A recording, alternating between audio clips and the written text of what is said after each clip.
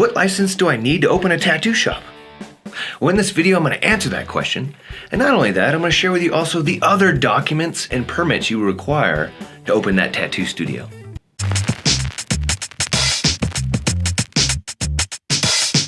So what are you going to need when you open that tattoo shop when it comes to your licensure?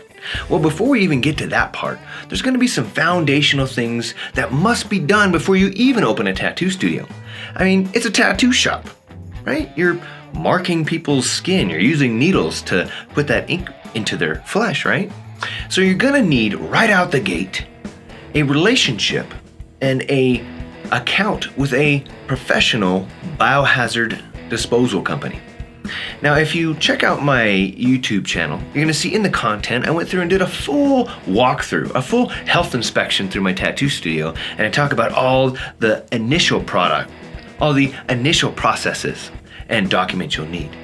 But first things first, you want to make sure that you have that document showing that you're having a professional company come at least every quarter, if not monthly, to take away those used biohazardous sharp needles that you've been using to make those beautiful tattoos. If you're doing any sort of sterilization in your facility, especially if you're using an autoclave, which utilizes heat and pressure to sterilize your tools, you're going to have to send off a monthly spore test.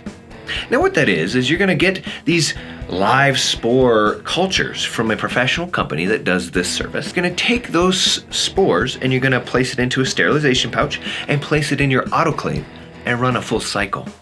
Once you're completed with that, you're going to send it off to that facility, and then they're going to test it to ensure that it's killing all those spores within that test.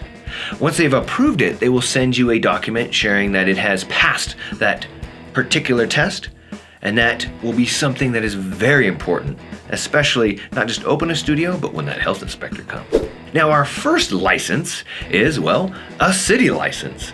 I mean, if you're going to open a business, you got to get a city license because you got to pay your taxes.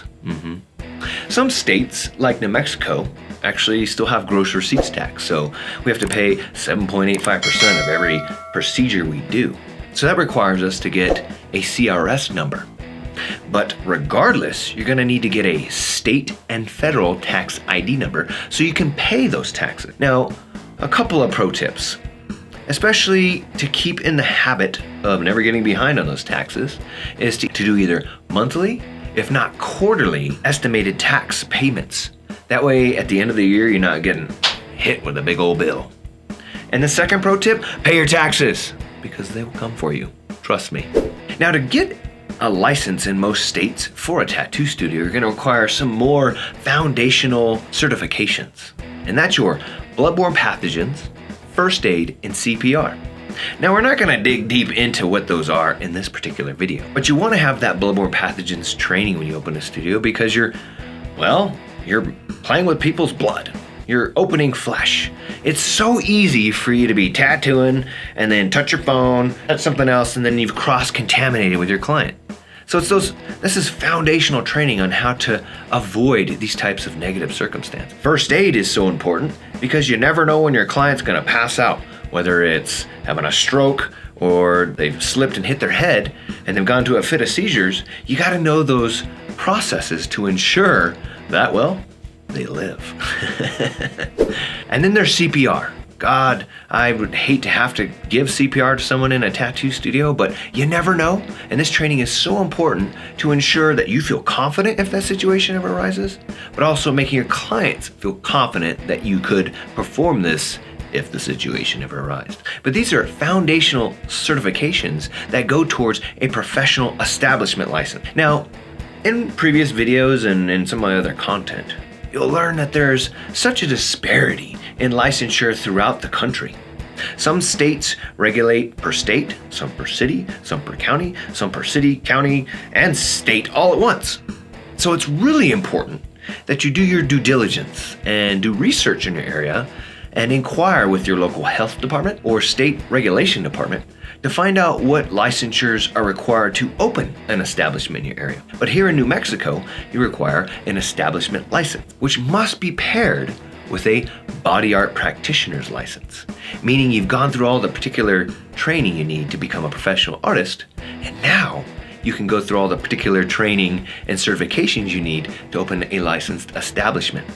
It is actually illegal in our state of New Mexico to tattoo without a license or outside of a licensed establishment. Now, some of the particulars that you're gonna need are everything I just mentioned. You're gonna need that bloodborne pathogens, you're gonna need that first aid and CPR certification.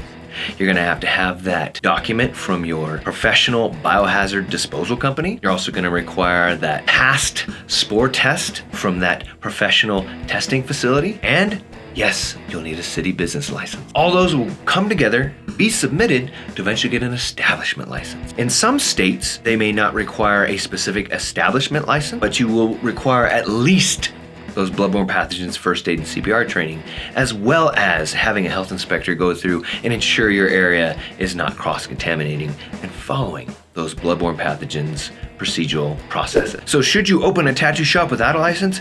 No, you should not. It's so important that you have that license because, well, many of the clientele are going to be looking for that when they enter your establishment. They're going to make sure that you're licensed and professional. So do you want to be a professional? Of course you do. Pro tip. I highly suggest my friend Ryan Roy's webinar, From Pirate to Professional. This not only talks about the processes of ensuring that you're doing well with your financial needs, but also that you're in a professional licensed studio. You don't want to be operating a tattoo shop and have your clients come in saying, hey, where's your tattoo license? So hopefully this information was helpful. Again, you're going to require a plethora of things, but each individual state's different. And if you feel like this information is a little different than your state, please drop me a comment. I definitely want to open up this conversation. I'm trying to build bridges between cities, states, and counties, and your information would be truly appreciated. Again, hopefully it's helpful, and I look forward to hearing your comments.